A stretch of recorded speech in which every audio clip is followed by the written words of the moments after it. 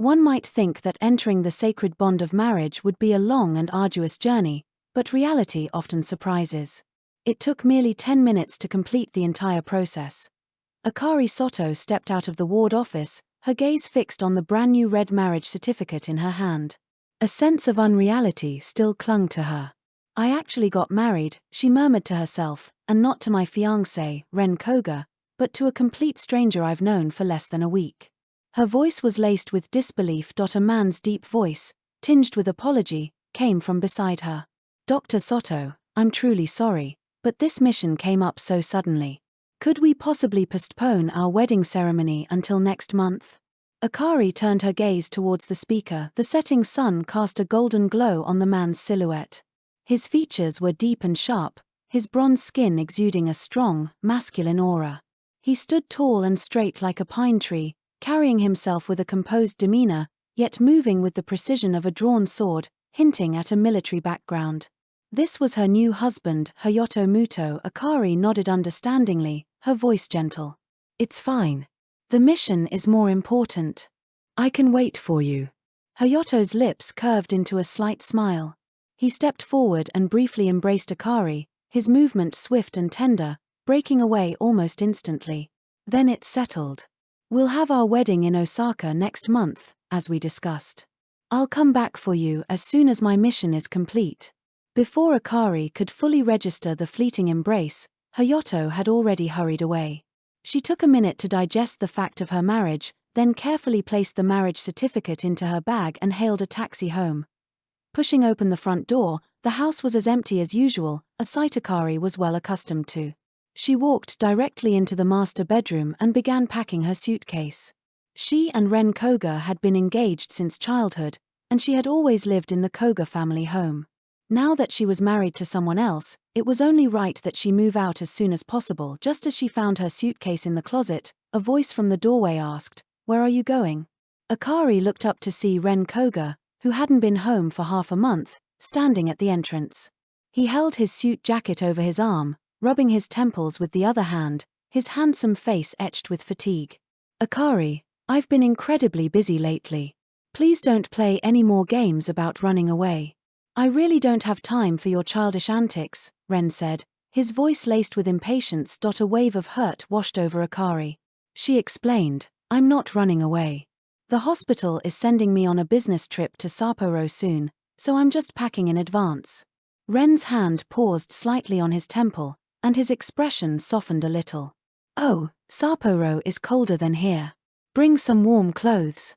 Akari softly acknowledged his words and continued to choose clothes from the closet. Ren hesitated for a moment before speaking again. "Akari, I've decided to bring Kana and her daughter, Nana, to live here. Nana's residency also needs to be registered under my name. You know, they have no family in Japan, and they saved my life." Akari turned, cutting him off, her voice calm. "I have no objections. Bring them here." Anyway, she would be leaving soon, and whoever moved into the house would no longer concern her. Kana and her daughter, Nana, were Ren's saviors, and had even rendered a great service to the entire Koga group. 6 months ago, Ren went on a business trip to America and unfortunately went missing after a terrorist attack. It wasn't until a month ago, on his grandmother's 70th birthday, that he suddenly reappeared, bringing Kana and Nana with him. That gathering of prominent families from all over Tokyo, her fiancé, in front of everyone, put his arm around Kana's waist and formally introduced her. That day, she, the future young mistress of the Koga family, became the laughingstock of Tokyo. Afterward, Ren explained to Akari that his feelings for Kana were purely out of gratitude, thanking her for her courage and resourcefulness in saving him and preserving confidential company documents. But Akari saw clearly that the look in his eyes when he gazed at Kana held a profound affection that pure gratitude could never mask. Before, she would have fiercely resisted Kana entering the Koga household, like a lioness guarding her territory. But now, she no longer had the heart for it. Ren was completely surprised by Akari's quick agreement, a flash of astonishment in his eyes. Perhaps her compliance made his attitude soften further. "Akari, don't worry. Once Kana gets settled in Japan and finds a job, they'll move out." Akari wasn't concerned about Kana's stay. She shifted the topic. "Our engagement." Ren, however, didn't want to hear her continue and interrupted directly, The company has too many things going on lately. Let's talk about the wedding later. Akari tried to explain. I wasn't. But before she could finish, Ren's phone rang. The moment he answered, his eyes softened instantly. Kana, what's wrong? Nana misses me. I'll be right there. With that, he hurried out. As he reached the door, he seemed to remember Akari was still there and casually instructed, Akari, clean up the guest room before tomorrow. Kana and Nana are moving in. Moments later, the door clicked shut, trapping the desolate silence and Akari within the room. She lowered her gaze to her hand, which she hadn't yet withdrawn, a bitter smile twisting her lips, her eyes gradually dimming. I wasn't going to talk about marriage, but about breaking off the engagement. When did Ren start losing patience with her? He always looked at her with an annoyed expression, as if communicating with her had become something he utterly detested, but he wasn't like this before. The Sato and Koga families had been close for generations, and Akari Sato and Ren Koga had grown up together, their bond deep. Akari often reminisced about her past interactions with Ren, sighing, we had an engagement, and we were once known as the golden couple among the prominent families of Tokyo. They had grown up together, yet neither had ever explicitly expressed their feelings for each other. However, Akari knew deep down, whenever I turned around, he would always be there. He would protect me, support me, like my guardian angel. They were simply waiting for her to reach the legal age for marriage, and then they would naturally enter into matrimony. But a change came when Akari was 16. My parents tragically died in a car accident, and my shameless uncle and aunt forcibly seized the Sato family's property. They brazenly broke into the Sato family villa, treated me like a servant, and even abused me. In Akari's most difficult and desperate moments, it was Ren Koga who stood up to protect me, brought me back to his home, and took meticulous care of me, allowing me to complete my studies and later become a doctor. After graduating from university, Akari intended to fulfill her engagement with Ren, yearning for a real home of my own. But after inheriting the family business, Ren became increasingly busy, always asking me to wait a little longer. She waited and waited, for 6 long years. Ren also changed from his initial patience and gentleness to frowning whenever the engagement was brought up. Akari merely assumed he was too tired, perhaps he's under too much pressure. I should be more understanding and not add to his burdens. She thought to herself, as long as he loves me in his heart, what does it matter if I wait a little longer? Until Kana appeared, shattering all my illusions. Akari suddenly realized, so, Ren Koga can meticulously arrange someone's daily life, without the slightest hint of annoyance. So, Ren Koga can inquire about someone's daily routine without interruption, fearing she might suffer. And these things, Ren Koga had never done for me. A sudden phone call interrupted her memories, a bitter ache piercing her heart. Akari looked up at the light above, fighting back tears. Dr. Sato, we have an emergency patient with a ruptured hepatic hemangioma. All experienced doctors are already in surgery. If you're free, could you take this one? It was a call from the operating room. Akari immediately stood up and said, prepare everything. I'll be right there. By the time she arrived at the hospital, it was 9 in the evening. Due to the patient's critical condition, this surgery had to be performed as quickly as possible, without a moment's delay. Akari immediately performed a hemihepatectomy on the patient, and by the time she left the operating room again, it was 2 in the morning. After prolonged periods of intense concentration during surgery, Akari felt exhausted and sleepy. Upon returning to her office, she lay down with her clothes on and fell asleep. She didn't know how long she had slept, but Akari vaguely felt something covering her. She slowly opened her eyes to see Director Oki Tanaka standing in front of her. Akari, did I wake you? I saw you curled up there without even a blanket, so I thought I'd cover you, but I ended up waking you. This is really... Oki's face showed a hint of annoyance. Akari didn't mind, saying, it's fine, Director. I've had enough sleep. After rounds, I'll go home and get some more rest. Besides being Akari's superior, Oki was also a friend of her mother's. Oki had witnessed all the effort this child had put in over the years. Oki felt both pleased and heartache. She said, all right, go do your rounds quickly, then go home and rest. With that, she started walking out of the office. Akari hesitated for a moment, then finally called out to Oki, Director, I'd like to resign. Oki immediately turned back, her voice tinged with surprise. Why? Why so sudden? I got married, Akari said softly. Upon hearing this, Oki's face seemed to understand something and she smiled. Oh, it's that Koga boy, isn't it? Congratulations, Akari. Your childhood friendship has finally come to fruition. Akari saw that Oki had misunderstood, and her lips twitched slightly, but she didn't explain. Oki didn't notice Akari's unusual demeanor and continued excitedly, Didn't your grandmother always want to see you married? Now the old lady can finally rest easy. At the mention of her grandmother, Akari's gaze instantly softened, and this time, a genuine smile appeared. I hope my grandmother will be happy too. She thought to herself, if it weren't for my grandmother's last wish that I find a good home soon, I wouldn't have so hastily married Hayato, who was also being pressured to marry. When I show my grandmother the marriage certificate next time, she'll surely be very happy, right? After chatting with Oki for a while, Akari completed her resignation procedures, finished her rounds, and then went home. Having stayed up all night for surgery and not getting enough rest, Akari felt lightheaded and dizzy on the taxi ride home. All she wanted was to get back to bed and sleep soundly. But the moment she entered the house and saw the scene in the master bedroom, she felt all the blood rush to her face. Her weariness and drowsiness were instantly replaced by pure fury. Kana Koga, what in the world are you doing? Akari Sato was furious, her voice filled with shock and anger. She rushed forward, snatching the painting from the little girl's hands. The once exquisite oil painting was now marred by several thick, dark brushstrokes, its vibrant colors mercilessly defiled. Akari felt her vision blur, and her hand, clutching the frame, trembled uncontrollably. This is the only memento my mother left me. Akari's chest heaved, her heart swelling with an uncontrollable rage. Her eyes were wide, glaring at Kana Koga with a fierce hatred, as if they could shoot fire. However, before Akari could even begin to question her, Kana let out a wail, bursting into tears. Her mouth turned down, and tears streamed down her face like broken pearls.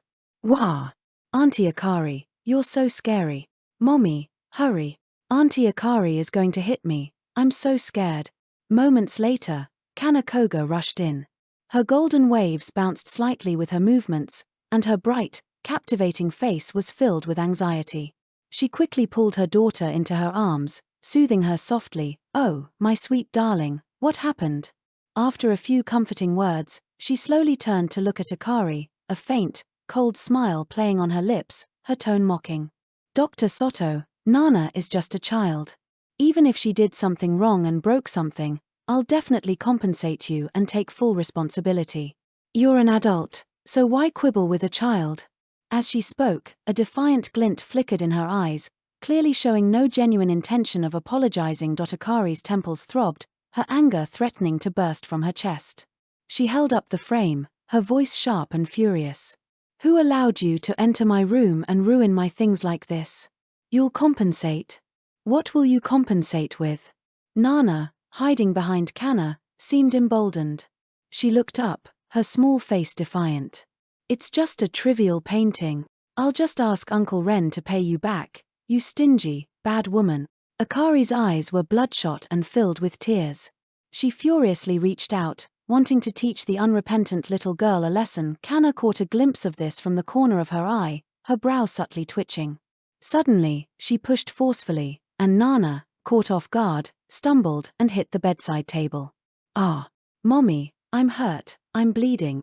Nana let out a childish shriek and sat on the floor, crying. A large gash had opened on her forehead, and blood gushed out, running down her cheek, looking alarming. Kana immediately bent down to help her daughter, hugging her tightly, her face filled with heartache. Yet, she turned to Akari and said, Dr. Sato, even if Nana truly upset you, how can you lay a hand on such a small child? Isn't it enough for me to apologize to you? Akari had clearly seen Kana's actions just now. She instinctively frowned, her mind filled with doubt, unable to understand what the other woman was plotting. Just then, Ren Koga strode in. His expression was anxious, his gaze quickly falling on Nana. With just one look, he turned, his eyes as cold as ice, glaring angrily at Akari, his voice chillingly frozen. Akari Sato, Nana is just a child. How could you be so cruel as to hurt her? Hearing Ren condemn her so unfairly, Akari felt the strength drain from her hand gripping the frame. A chill spread from the depths of her heart, her entire being feeling as if it had plunged into an ice cellar. Her throat was terribly dry, a multitude of explanations stuck there, yet not a single word could escape. Kana, at this moment, began to cry, as if explaining for Akari. Ren, it's not entirely Dr. Sato's fault. It's our mistake, my daughter and I, for mistaking Dr. Sato's room for the guest room. When we were in America, we always lived in the basement. Seeing how well lit this room was, we couldn't resist choosing this one, and Nana even touched Dr. Sato's painting. That's why she got angry. Kana spoke pitifully, even squeezing out a few tears. Ren, hearing this, immediately looked heartbroken. He looked at Akari again, his anger deepening. It's just a trivial painting. Is that any reason to hit someone? Akari Sato, your temper is far too much. Apologize to Kana and Nana immediately. A trivial painting? That was the only keepsake her mother had left her. It was one thing for Kana not to know, but had Ren forgotten too? Akari lifted her head, staring directly at Ren, her fingers tightly clutching the frame, her voice firm. I won't apologize. Kana Koga was not pushed by me.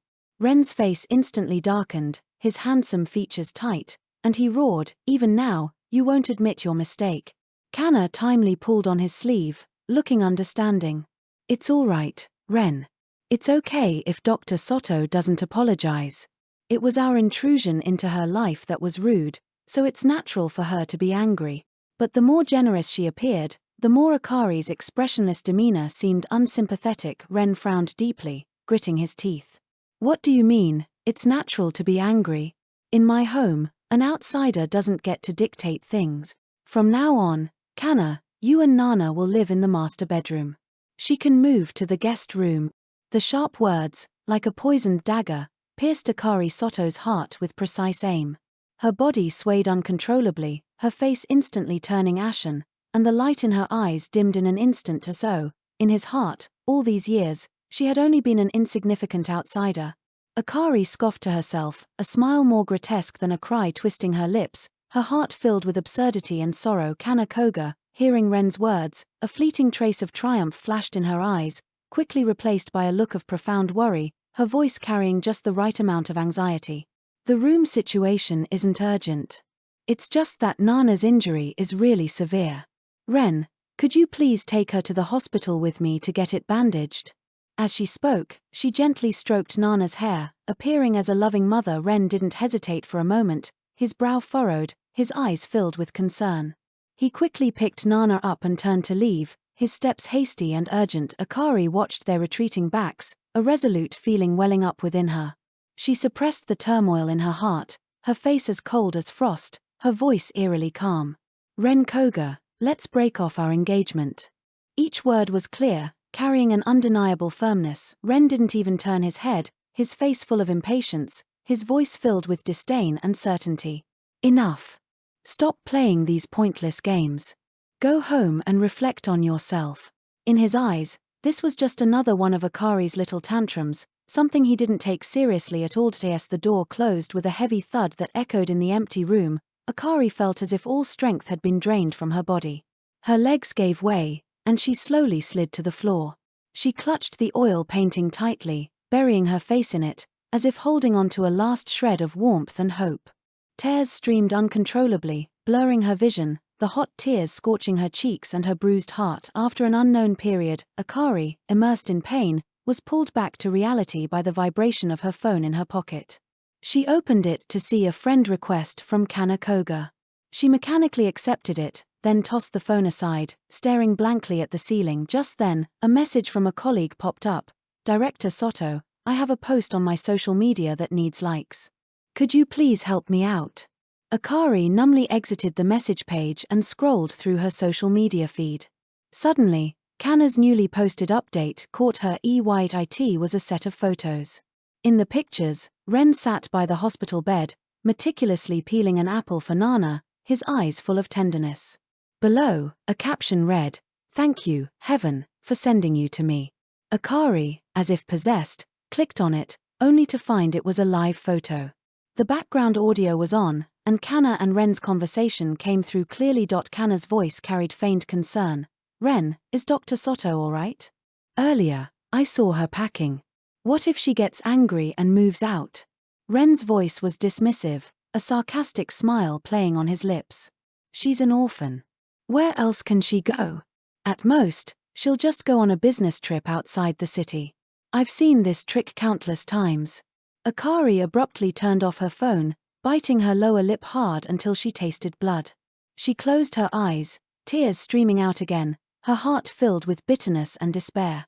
All those moments when he had stood before her, giving her warmth and a sense of security, now became sharp blades, relentlessly stabbing at her softest parts. For the next week, Akari completely immersed herself in her hospital work, pulling all-nighters, and never returning to the place she once considered home. The atmosphere in the hospital was tense and busy. Besides dealing with previously accumulated surgeries, a sudden major fire in Tokyo had drastically increased the number of casualties. The entire surgical department was caught in a whirlwind of activity, everyone rushing, looking exhausted but still holding their ground. Good work, Director Sato. A colleague, looking at Akari with admiration and gratitude, said to her after she had just finished a surgery. Akari removed her mask, revealing a slightly weary face, and nodded slightly to her colleague. She dragged her heavy feet back to her office. She had just sat down, not even having a chance to drink a sip of water, when the office door was pushed open. Kana Koga entered with Kana Koga. Kana had intentionally not worn makeup today, her face pale, her eyes filled with a pitiable vulnerability, making her look so fragile that a gust of wind could blow her over. She pulled Nana with her and knelt directly in front of the desk, her voice choked with tears. Dr. Sato, please, I beg you, don't kick Nana and me out. The young nurse who had led them in widened her eyes, full of shock. Seeing the situation, she didn't dare to linger and quickly closed the door, leaving the office. Akari sat in her office chair, leaning slightly forward, her eyes as cold as knives, her voice filled with disgust and impatience. Ren Koga isn't here, who are you performing for? Kana continued to cry, tears streaming down her face, her shoulders trembling, and she said in a deeply wronged tone, Dr. Sato, I know you hate me, but I absolutely have no intention of trying to steal Ren from you. Nana and I are strangers in Japan, we just want a temporary place to stay. We'll move out later. Now, if you make people kick us out of Ren's place, how will we survive? Akari was about to retort, when did I? But before she could finish, the phone on her desk suddenly rang. She looked at it and saw it was a call from Ren's grandmother. Akari, are you busy? Grandma Koga's voice on the phone was warm and kind, and Akari unconsciously softened her tone. No, I'm not busy. I just finished surgery, so I'm a bit tired now. Grandma Koga had watched Akari grow up since childhood, treating her like a beloved granddaughter. Akari truly relied on this elder. In her heart, both her own grandmother and Grandma Koga were the ones who spoiled her the most. Grandma Koga heard the weariness in Akari's voice and couldn't help but frown slightly, her eyes filled with concern. Oh, Akari, don't overwork yourself. Your health is the most important. She then rambled on with a few more admonitions of don't get too tired before getting to the point. Akari, I've heard about what happened between you and Ren.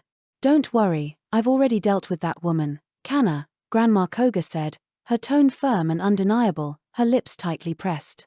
I had the bodyguards throw all her things out of Ren's house and sent her away. My granddaughter-in-law, from beginning to end, can only be you, Akari Sato.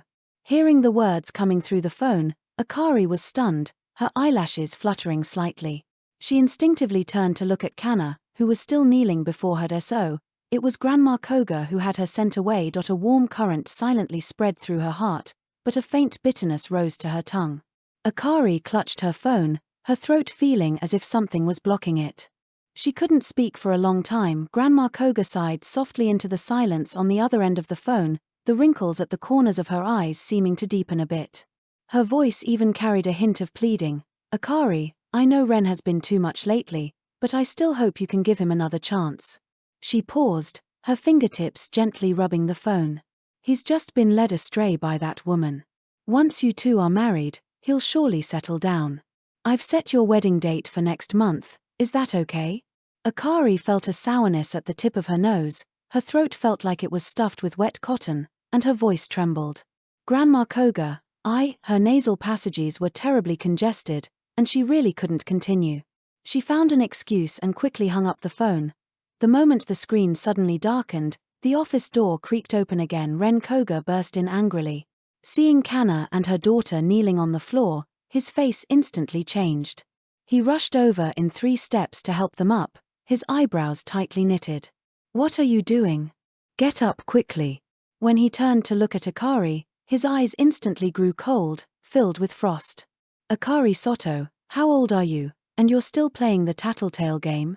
A sarcastic curve appeared on his lips. "Now that you can marry me, are you satisfied?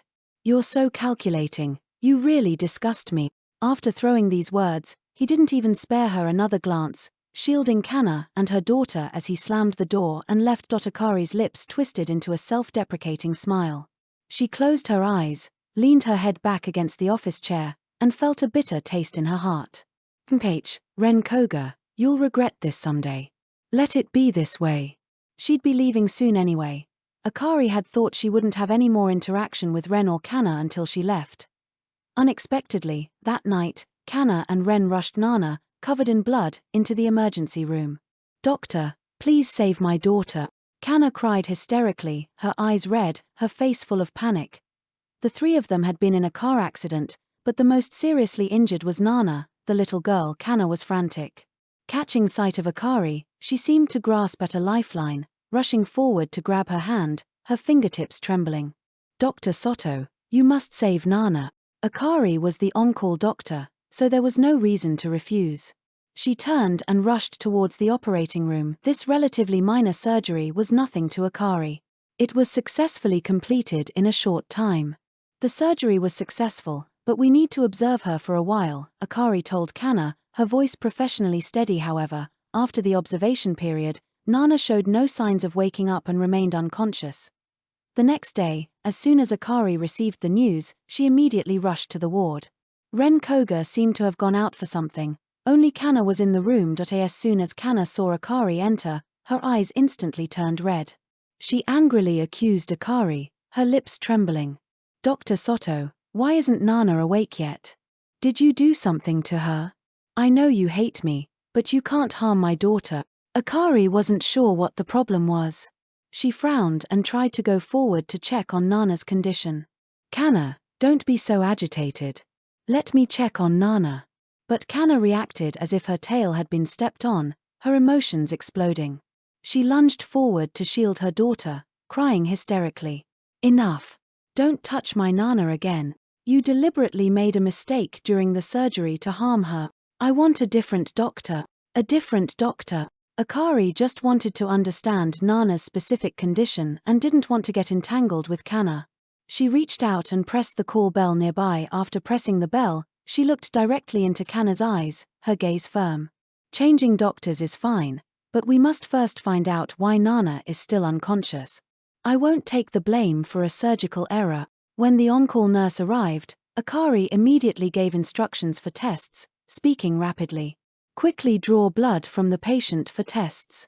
Check for any possible conflicts between pre-surgical medication the patient might have taken and the anesthetic." Before she could finish, Kana suddenly interrupted her agitatedly, her face turning very unnatural. "No, I don't agree. My daughter didn't take any medicine before the surgery and wasn't sick." She became more and more agitated, crying again. "It's obvious you made a mistake during the surgery. Why do you need to draw my daughter's blood?" Akari stared at Kana's slightly flustered expression, a strange feeling suddenly flashing through her mind. Akari Sato's gaze, sharp as a blade, fixated on the person before her. Her eyes were filled with coldness as she coldly questioned, "Are you hiding something about Kana Koga's medical history?" A flicker of panic crossed Kana Koga's eyes, but she immediately raised her voice, sharply retorting with an exaggerated look of grievance on her face. "Hiding medical history? I'm Nana's birth mother. How could I possibly harm my own child?" Akari's mind replayed the scene from a few days ago, Nana being pushed by Kana, her head hitting a hard object, blood flowing freely. The image was vivid. Thinking of this, her suspicion grew stronger, convincing her that her guess was very likely true. Stop feigning innocence here, Akari said with disdain in her eyes, turning to the nurse beside her. Draw blood for tests immediately. Kana's face instantly turned pale. She gritted her teeth, a fierce look on her face, and lunged forward, trying to stop them. No. Absolutely not. I'm the child's guardian. I said no. Akari reacted quickly, reaching out to pull Kana back. The young nurse was nimble and quickly completed the blood draw, then hurried off with the sample to send it for testing. After the nurse left, Akari was about to release Kana's hand when she saw Kana suddenly step back, lose her balance, and fall heavily to the ground. Kana! Ren Koga's anxious shout rang out.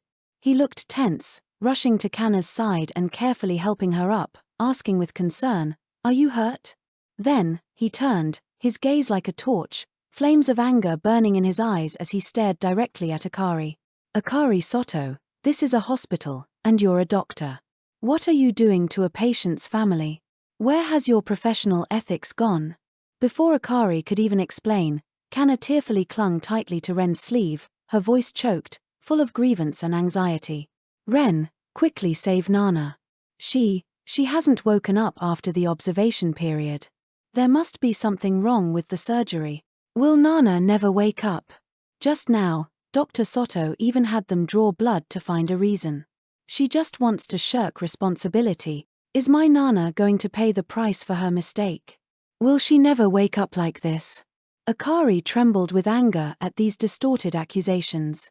Her face showed a mix of frustration and a bitter smile as she quickly defended herself. "Everything will be clear once the test results come out." "Enough," Ren roared, his voice echoing in the empty room. He looked at Akari with disappointment and heartache. "Akari, I never thought you would intentionally do something like this. When did you become so ruthless? To lay such a cruel hand on a child like this, letting you perform surgery again would be endangering lives. You don't need to be a doctor anymore."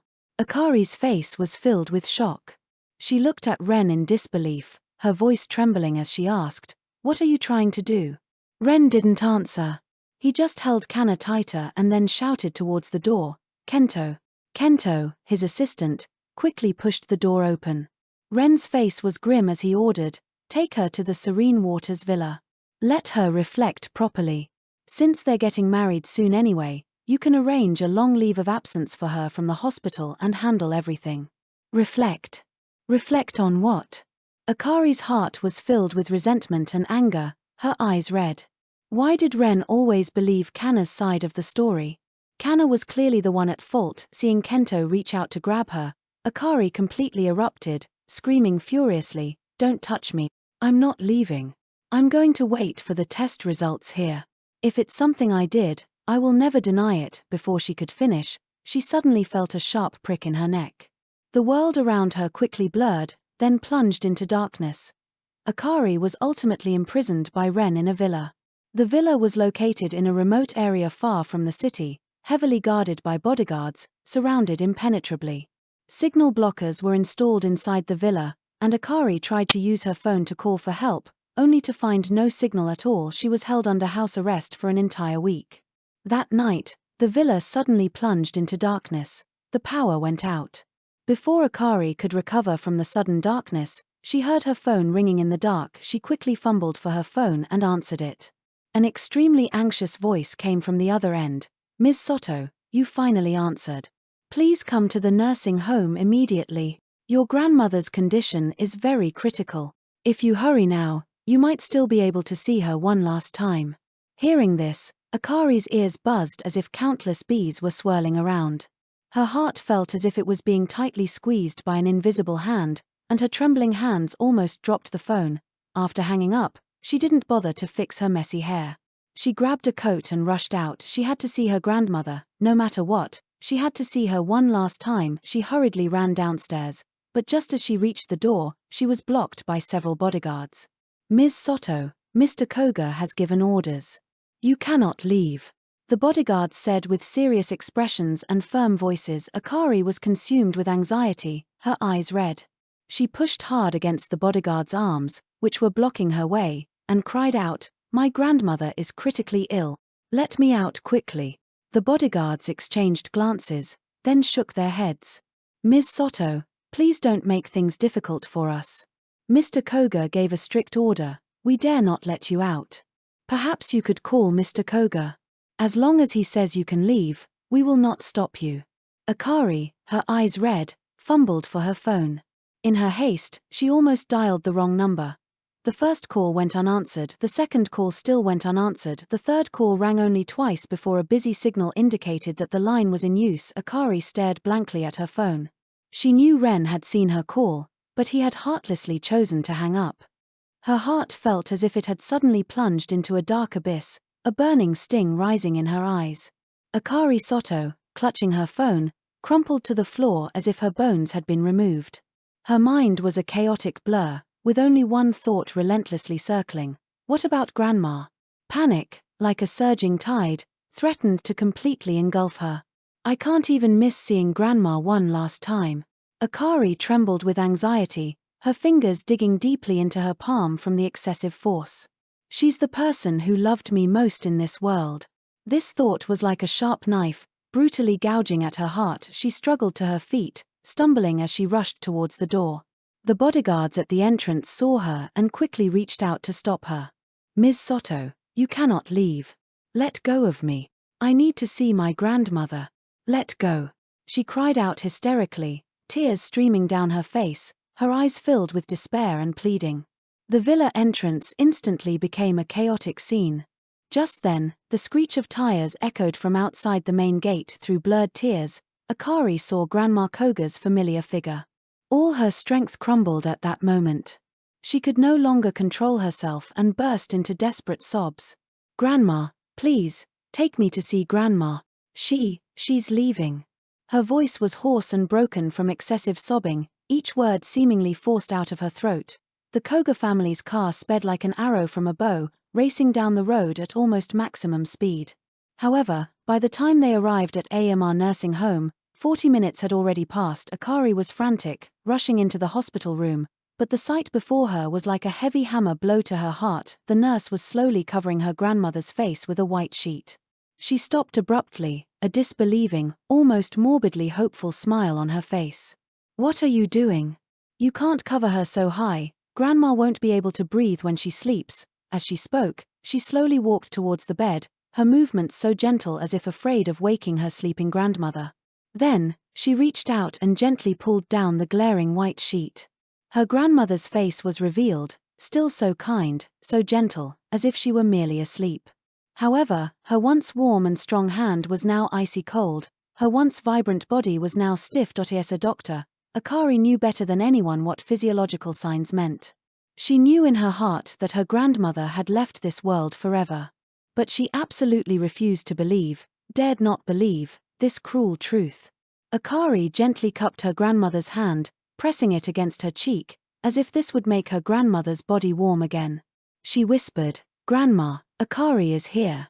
Why don't you open your eyes and look at me?" However, her only response was the deathly silence in the room. That familiar, kind voice would never sound again. The young nurse, watching the scene, couldn't help but feel her eyes well up. She couldn't bear to watch any longer and softly consoled, "Your grandmother passed away 30 minutes ago. We know you tried your best to get here, but some things are perhaps simply fate." Akari suppressed her grief, choking back tears as she asked, "Did she say anything before she left?" "Before she passed, the old lady only said one thing." The nurse paused, her voice tinged with sadness. She said, "I hope my Akari will always be happy." After saying this, the nurse quietly stepped out, leaving Akari alone. Moments later, the room was finally filled with heart-wrenching sobs, a sound filled with endless sorrow and reluctance, as if it would drown the entire world. Afterward, Grandma Koga helped Akari arrange the cremation and other funeral matters. By the time Ren Koga learned of it, the funeral was already over. He rushed to the funeral site, just as he saw Akari, dressed in a black dress, walking out. She wore no makeup, her unadorned face still breathtakingly beautiful, but that beauty was shrouded in a deep fragility, as if a gentle touch would shatter her into 1,000 pieces. A sudden sense of panic welled up in Ren's heart. He quickly went to meet her, anxiously explaining, "Akari, are you okay? I didn't intentionally not answer your calls. I truly didn't know. Nana had woken up, and I was with Kana." Akari calmly interrupted him, her voice eerily placid. It's fine. It's all over. Hearing the word over, Ren's panic intensified. He reached out and took Akari's hand, forcing a smile. Akari, I was wrong this time. Didn't you always want to go hot air ballooning in France? Your birthday is in a few days. This time, I'll go with you and we'll have a good time, okay? For now, let's go home. With that, he pulled Akari into the car without giving her a chance to protest. After returning home, Ren still felt uneasy and secretly arranged for bodyguards to guard the house. Fearing Akari might leave, however, Akari showed no unusual behavior. She agreed to go to France with Ren and quietly packed her bags each day. Ren leaned over, asking with concern, Akari, what are you packing? Just packing my bags, getting ready for France, Akari replied flatly, her face revealing no emotion. 3 days later, they both arrived at the airport. Seeing the 2 suitcases in front of them, Ren said with some surprise, Why did you bring so much? Akari answered expressionlessly, I want to stay longer. Ren didn't suspect anything and smiled, Okay, whatever makes you happy. On the way to the airport, Ren's phone kept ringing, but he didn't answer any of them. Akari saw all of this but said nothing. A tea check-in, Ren glanced at his phone, and his face suddenly turned ashen. Akari, something seems to have happened with Nana. You go ahead and fly to France. I'll come find you as soon as I've dealt with it. With that, he turned and walked away, his steps hurried, without a trace of hesitation or reluctance. Akari watched his back, gradually disappearing into the crowd. She took out the ticket for Osaka from her bag and softly said, Goodbye forever, Ren Koga.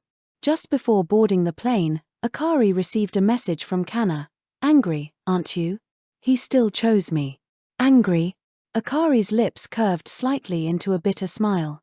She softly murmured, Who hasn't loved a few jerks in their youth?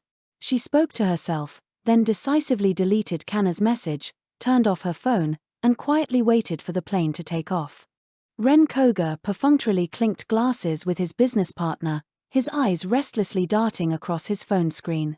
He frowned slightly, occasionally glancing out the window, then looking down to check the time. It was already 3:30 p.m., but Akari hadn't sent any message to confirm her safety, causing a surge of unease in his heart. Ren was restless and agitated.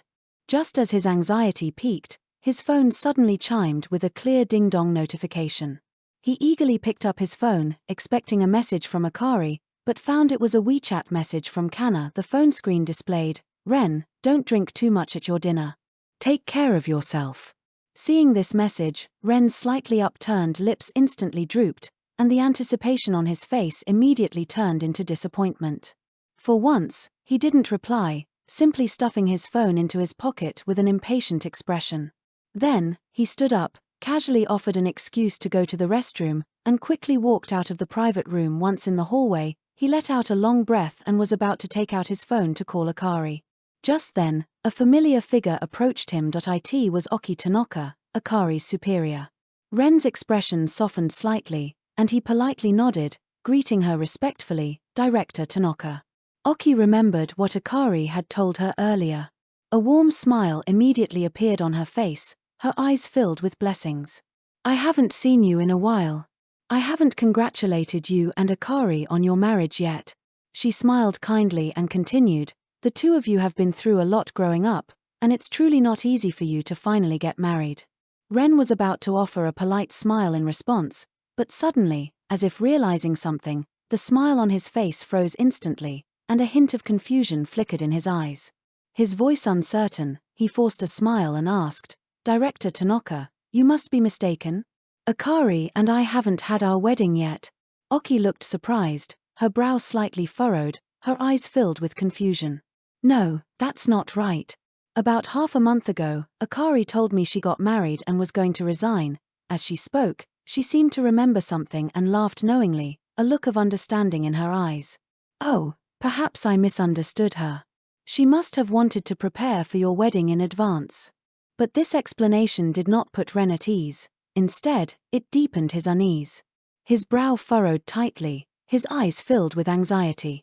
Half a month ago, I never agreed to marry Akari. Why would she resign? Where is she going? Countless questions exploded in his mind, making his heart feel as if it had plunged into an ice hole.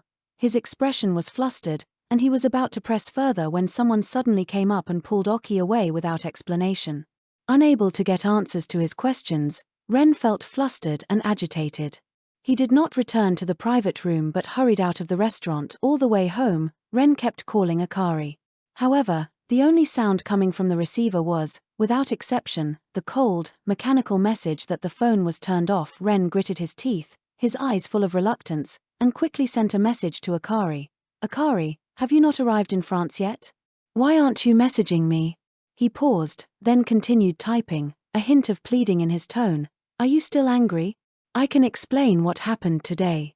Finally, he stared at his phone screen, his eyes filled with anxiety. Please don't be difficult, okay? He stubbornly kept sending messages, refreshing the screen, but his phone remained silent, without any response from her. Back at home, Ren was frantic, rushing to Akari's room, muttering to himself, Akari just went on a trip, just a trip. But when he opened the door, the empty room and the closet, clean of any clothes, made him freeze instantly. A cold atmosphere permeated the room, devoid of its usual warmth. A thought he didn't want to accept uncontrollably surfaced in his mind.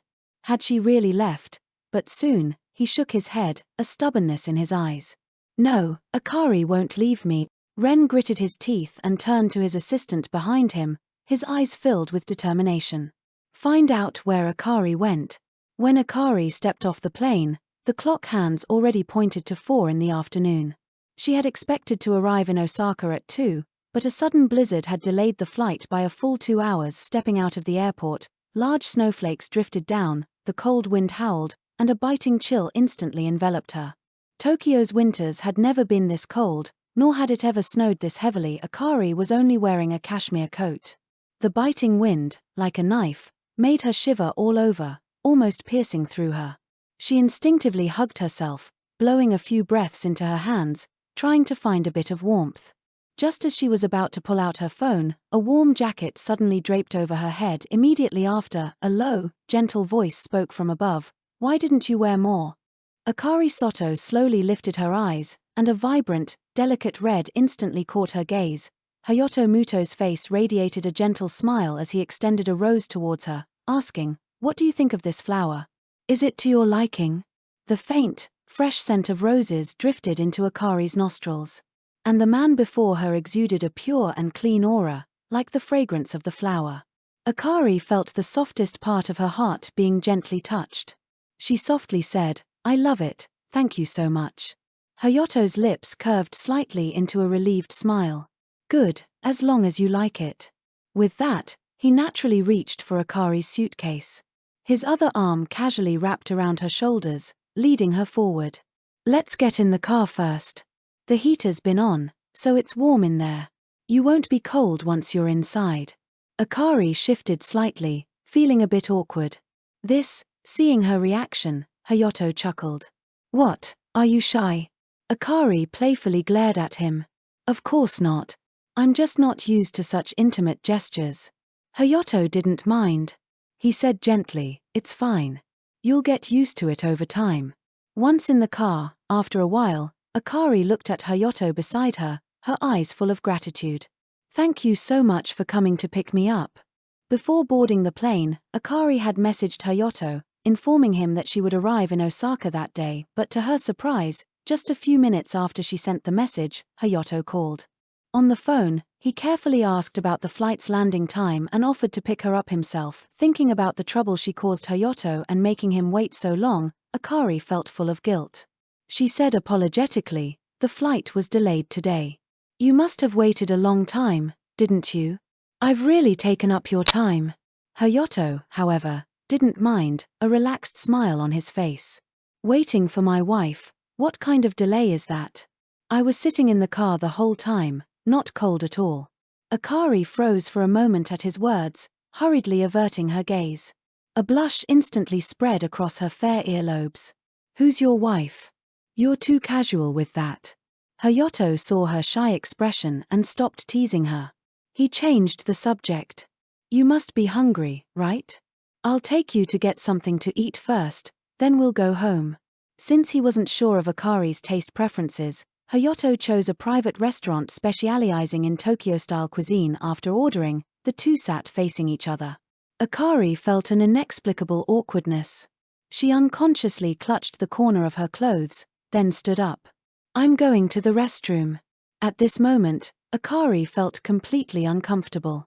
In her haste, she even left her phone on the table. Hayato watched her retreating back. Just then, the phone on the table suddenly rang. T first. Hayato didn't want to answer, but the phone kept ringing again just seconds after he hung up. Hayato worried it might be something urgent for Akari, so he finally answered the call. "Hello." An angry voice came from the other end. "Who are you? Where's Akari Sato? Why are you answering her phone?" Hayato's eyes narrowed coldly. He slightly squinted his long eyes and retorted in a cold tone, "I'm her husband." "Who are you?" Just then, his peripheral vision caught sight of Akari appearing at the entrance of the private room. Hayato handed the phone to her, explaining, "The phone kept ringing. I was worried it might be urgent, so I answered." Akari saw the contact name displayed on the phone screen and looked up in surprise, meeting Hayato's gaze. At this moment, she knew that some things seemed difficult to explain in just a few words, but as her nominal husband, Hayato certainly had the right to know. Hayato seemed to have seen through her hesitation. He put the phone back in Akari's hand and looked at her, saying, "You answer the phone first.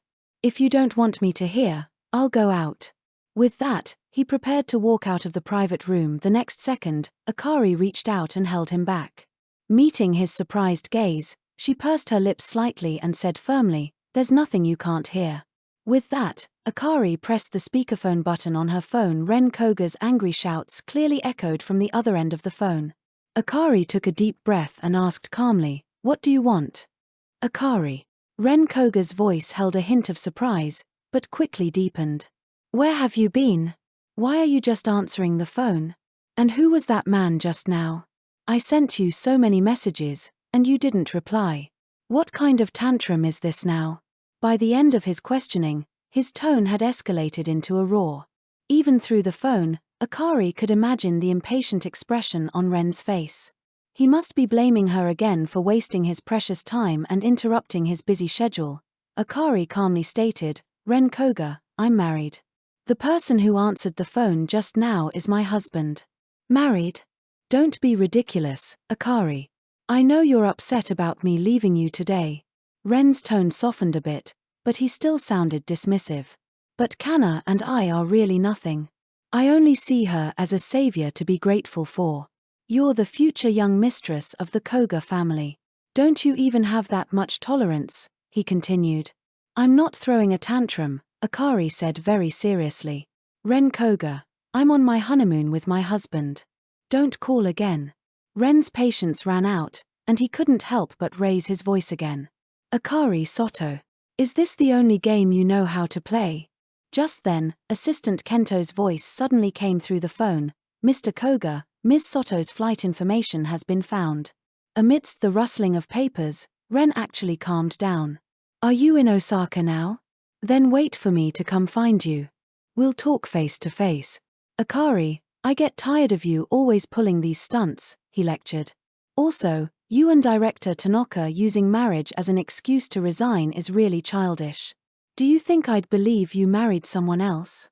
You're an orphan. Who else would marry you besides me?" He suddenly stopped speaking here, as if he realized he had gone too far, and quickly tried to backtrack. "Akari, I didn't mean it that way. I was just angry." But Akari didn't want to listen anymore. She directly pressed the hang-up button and blocked all his contact information. Her heart pounded violently. She lowered her gaze to calm her breathing, and her hands on her knees slowly clenched into fists. 6 years. She finally heard Ren Koga's true feelings. Because she was an orphan, with no family to rely on, he naturally neglected her, delaying the fulfillment of their engagement. All those past claims of having no choice were all deliberate on his part. How disgusting. How could the wonderful young man she remembered turn out so utterly rotten? Her body began to tremble, and her stomach churned. Akari's vision blurred, and she almost fell from her chair, but the anticipated pain didn't come. A strong hand supported her shoulder, pulling her into an embrace. "Are you okay? Do you want to go to the hospital?" Hayato Muto's voice was filled with anxiety. Akari leaned against him, and although she couldn't see his face, she knew he must have a worried expression. Her new husband was different from Ren Koga. The fervent disgust in her heart gradually faded. Akari slowly got up and shook her head at Hayato. "I'm fine. I might have just had a little low blood sugar." She pursed her lips, then hesitated. "The person who called me just now was actually my former fiancé. He doesn't know that we're married." "Oh, then why did he suddenly contact you?" Hayato asked. After simply explaining everything, Akari looked at Hayato, waiting for his reaction. In truth, their marriage was initially a matter of convenience, driven by their family's pressure to marry. If he now felt that she had deceived him and wanted a divorce, it would indeed be understandable. Hayato's expression indeed became serious, and he looked into her eyes for a while. Akari's heart clenched tightly, but then she heard him ask, "So, do you still like him?" "Huh?" Akari was a little confused. After a moment she shook her head. "It's over between him and me, but if you mind, why would I mind?" Hayato raised an eyebrow, a slightly roguish smile on his lips. "It would be strange for an excellent woman like you not to have a past. Besides, it's over between you two. Now, I am your husband. Even if he wants to compete fairly with me, he won't win." As if influenced by Hayato's relaxed tone, Akari dazedly followed up with, "Why?" "Because I won't give him a chance to steal you away." Hayato leaned closer, chuckling softly. "And we have a military marriage. Destroying a military marriage can lead to arrest." Akari's face inexplicably flushed under Hayato's gaze, and she instinctively looked away. But his attitude ultimately comforted Akari, and her tense shoulders relaxed. Remembering the phone call just now, Akari hesitated for a moment before saying to Hayato, "If you have a way, I'd like to ask you to hide my whereabouts. I don't want him to find me and disturb our life." The word "our" seemed to please Hayato. His tone became even gentler. "Okay, if you don't want him to disturb you, I won't let him." With that, he handed her a cup of hot water. "Was your stomach bothering you just now? Drink some hot water to settle it. I'll go rush the food, you'll feel better once you eat." Warm steam rose from the glass, blurring her vision slightly. Akari watched Hayato's back as he spoke to the waiter, feeling a strange ache in her nose. Just then, Hayato walked back to the table. Seeing Akari still looking down, he cleared his throat and said, "Do you have any preferences for the wedding?" Akari looked down without speaking, just shaking her head. "The only person I hoped would attend my wedding is gone. What does it matter what kind of wedding it is now? It doesn't matter anymore, nothing matters anymore." As if sensing Akari's low spirits, Hayato leaned closer to her, his tone slightly apologetic. "Time is still a bit tight. If the wedding is held at the military base, it will inevitably be a bit simpler. I'm sorry to put you through this, but we still need to invite the right people. I remember you told me that you married me because of your grandmother. So, for this wedding, we must invite her to witness it." These words went straight to Akari's heart. You still remember my grandmother?" She hadn't expected Hayato to remember her words. It turned out that in this world, besides her, someone else still remembered her grandmother. Tears instantly fell. She looked at Hayato, crying like a child. But Grandma can't come. They stopped me, and I went too late. I didn't get to see her one last time, and I haven't even shown her our marriage certificate." Her emotions were too overwhelming. Hayato quickly hugged her to comfort her. And through Akari's fragmented narration, Hayato also pieced together the entire truth, learning that Ren Koga had imprisoned Akari and prevented her from seeing her grandmother one last time. Hayato pursed his lips, his long eyes narrowing slightly, a hint of anger stirring within him. While gently soothing Akari, he sent a message from his phone. Clang. The liquor bottle was tossed aside. Ren Koga, his face flushed, sat on the floor, tilting his head back to swallow the pungent liquor in his glass. He ran a hand through his hair, his eyes filled with pain. It had been 3 days since Akari left, and he had found no trace of her. Although Assistant Kento had found Akari's flight information, she hadn't checked into any hotel afterward. In a vast city like Osaka, how easy was it to find one person? At first, Ren was convinced that Akari was just throwing a tantrum. There was no way she would leave him, but after these few days, his thoughts had begun to waver. "Akari, where did you go?" he murmured with red eyes, then reached for another liquor bottle. Just then, a sound came from the front door, followed by Kana Koga's voice. "Ren, why have you had so much to drink?" Kana Koga tiptoed to Ren Koga's side and snatched the liquor bottle from his hand, her eyes filled with heartache. "Ren, I know you're upset about Dr. Sato, but it truly pains me to see you so down and out." Ren lowered his head, not saying a word. Kana sighed and continued, "I know your feelings for each other run deep, and I shouldn't say anything, but I still want to say, even when you love, you should only love someone who loves you back. That's what's truly worth it." She paused, looking at Ren with gentle eyes. "Someone who truly loves you would never let you harm yourself like this." Kana seemingly didn't mention Akari at all, but in reality, every sentence subtly disparaged her. She knew in her heart that she was the one who loved Ren the most, and she was the only one who truly cared about him. Ren, whether drunk or accepting of her words, merely kept his eyes lowered and remained silent. Kana's heart swelled with joy. She leaned towards him. "Come, Ren, the floor is cold. Let me help you up." She had dressed up specially today, wearing a V-neck sweater dress that, when she bent over, perfectly showcased her alluring cleavage. But just as her hand grasped Ren's arm, he suddenly pushed her away. "Don't touch me." Kana fell to the floor, her elbow scraped. She looked at him in disbelief.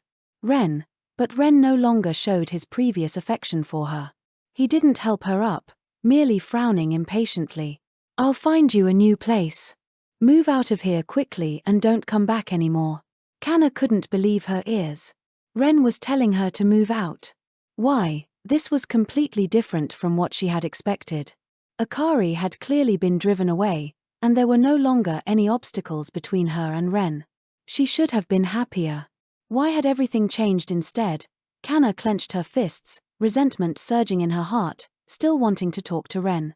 But Ren didn't want to listen anymore. He swayed, holding his head, preparing to go back to his room. Just then, his phone in his pocket suddenly rang. It was Assistant Kento calling. "Mr. Koga, we've found Ms. Sato's whereabouts." All the alcohol left Ren's system.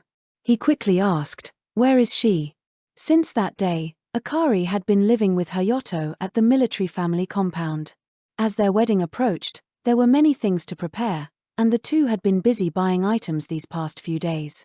"Next, shall we look at home textiles?" Akari, sitting in the passenger seat, pulled out a long list and sighed. "You don't realize until you start preparing. I never thought getting married would be such a hassle." Hayato, driving, chuckled and glanced at the troubled Akari. "Tired? I could actually prepare everything myself. It would be much better if you just rested at home." Akari had grown much more familiar with Hayato these past 2 days and was less reserved. She playfully teased him, "I don't trust your manly aesthetic. I don't want to live in a room covered in cheesy floral switch covers." Hayato wasn't offended by Akari's teasing.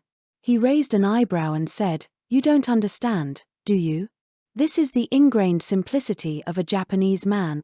Akari giggled, amused, and looked out the window, her mood softening. After deciding on the home textile styles at the store, Akari planned to go look at furniture next, but as they left the home textile store, Hayato suddenly took her hand and led her into a coffee shop. "Wait for me here. I'll be right back." After saying that, he left in a hurry. "Hey, Hayato," she called out, but he didn't stop. Akari was confused, but she ordered a drink and sat by the window, patiently waiting. A moment later, footsteps sounded behind her. "Back so soon?" Akari turned in surprise, but the smile on her lips instantly froze the moment she saw the person behind her. The person who arrived was none other than Ren Koga. He stood before Akari Sato, his eyes bloodshot, his hair disheveled, and his suit wrinkled and rumpled. He looked utterly haggard, completely lacking his usual dignified appearance as an elite. But Ren paid no mind to the strange glances of others. His eyes were filled with excitement as he looked at Akari. He took a step forward, reaching out to grab her. "Akari, I finally found you. Let's go home." But to his surprise, Akari stepped back, avoiding his hand, and coldly asked, "Why are you here?" That simple sentence plunged Ren into an ice-cold abyss. He stood there rigid, completely afraid to move. He never expected that after searching for Akari for so many days, he would receive such a cold reply. He habitually thought Akari was throwing a tantrum, but looking at her expression, Ren was horrified to realize that it wasn't a game of playing hard to get. She actually didn't want him there. Panic swelled in Ren's heart. He forced an ugly smile at Akari, gently coaxing her. Akari, can we go home? I've already made Kana move out. From now on, I won't let her bother you again. Akari frowned, looking at Ren, a hint of confusion in her voice. When I was with you, you always treated me with disdain and even hurt me for another woman. And now that I've truly given up, you're asking me to come back. Isn't that laughable? Noticing that other patrons were casting curious glances, Akari didn't want to be the subject of gossip. She gestured to the seat opposite her. Sit down. Let's talk. Hearing Akari say this, Ren's heart slightly eased. He walked to the seat and sat down. He felt he had found the root of her anger, and it all revolved around Kana. As long as she was dealt with, everything would be fine. Ren calmed himself and quickly reassured her. Akari, don't worry. I will definitely handle Kana's matter properly from now on. I won't make you angry again. If you find her an eyesore, I'll send her back to the US and never let her bother you again. Akari looked into his eyes and calmly stated everything. Ren Koga, it has nothing to do with her. It's over between us. Upon hearing this, Ren immediately couldn't accept it and raised his voice. Who said we're over? Akari Sato, we still have an engagement. We're fiancés. The more he spoke, the more certain he became. His eyes red, he reached out to pull her hand. Akari, just come back with me. I won't make you angry again. Grandma has already set our wedding date, and you listen to her most, don't you? Akari pulled her hand free from his, looking at him slowly. Unfortunately, we can't get married. What does that mean? Ren's lips trembled. His eyes stared intently as Akari opened her phone and displayed a photo from her social media feed in front of him. Two small books lay side by side, their dazzling red color reflecting in his eyes like a sharp knife piercing them, drawing blood. I told you, I'm already married. Ren was completely frozen as if under a spell. After a moment, he quickly picked up his phone and said frantically, this is impossible. Akari, you must have photoshopped this, right? This joke is a bit too much, really. He desperately tried to prove the photo was fake, but the official stamps, dates, and notarizing entities on it were all too real. And the photo of Akari and that man, snuggled together and smiling, simply couldn't be faked. She's really married to someone else. Ren Koga sat stiffly in his seat, then suddenly moved. His eyes bloodshot and fierce, he directly slammed Akari Sato's phone onto the ground. With a crack, the phone shattered into pieces. Akari watched his frenzy, anger filling her clear eyes. Ren Koga, are you crazy? Ren didn't care about anything else. He frantically grabbed Akari's hand and dragged her towards the door. I don't accept this, Akari. You can't marry anyone else. You have to divorce him now. You want to get married, right? We'll get married right away. You're my officially betrothed fiancé. You can't marry anyone else. What insane things are you saying? Let go of me. Akari struggled, but Ren seemed to have lost his mind, quickly pulling her out of the coffee shop. Let go of me. Ren Koga, I'm not going. Akari desperately hit Ren's arm, but he completely ignored her. Her high-heeled foot suddenly twisted. A piercing pain shot through her, and Akari almost fell, but Ren continued to walk forward, heedless. Passers-by stopped, whispering amongst themselves, but no one dared to intervene. Just as Akari was about to scream, she was suddenly pulled into someone's embrace. The next second, a voice filled with cold anger rang out. Who allowed you to touch her? Akari looked up and saw Hayato Muto's tense jaw. She was about to speak when the pain in her ankle made her hiss. Hayato looked at her anxiously. What's wrong? Did you twist it? With that, he quickly helped Akari sit on a nearby bench, then opened the package he was holding and took out a pair of flats, putting them on her feet, which had been aching all day, suddenly relaxed. Akari was stunned and couldn't react. She looked at the flats on her feet, feeling as if her throat was stuffed with cotton. Just now, you went to buy shoes for me? Hayato looked at her swollen, red ankle with concern, casually replying, you were wearing such high heels, so I thought I'd get you a change. I didn't expect you to get tangled up with someone so clueless while I was out. After speaking, Hayato stood up, his gaze unfriendly as he looked at Ren.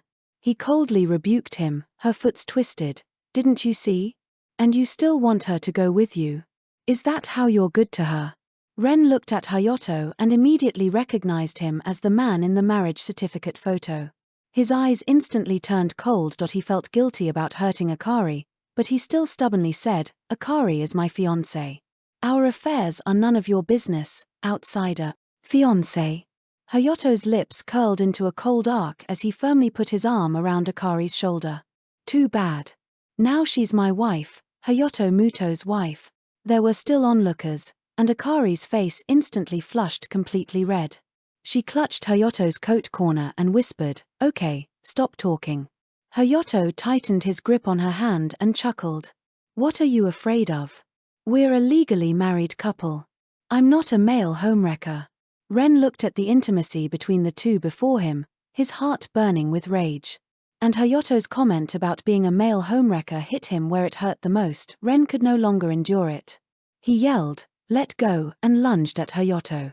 Hayato showed no fear. With a cold face, he stepped forward and began to fight him. Someone who spends their days in an office is naturally different from someone who spends their days in a training room. Hayato quickly brought Ren down. Ren was in excruciating pain. He finally threw a punch, but to his surprise, Hayato didn't dodge. The punch landed squarely on Hayato's face, grazing his lip.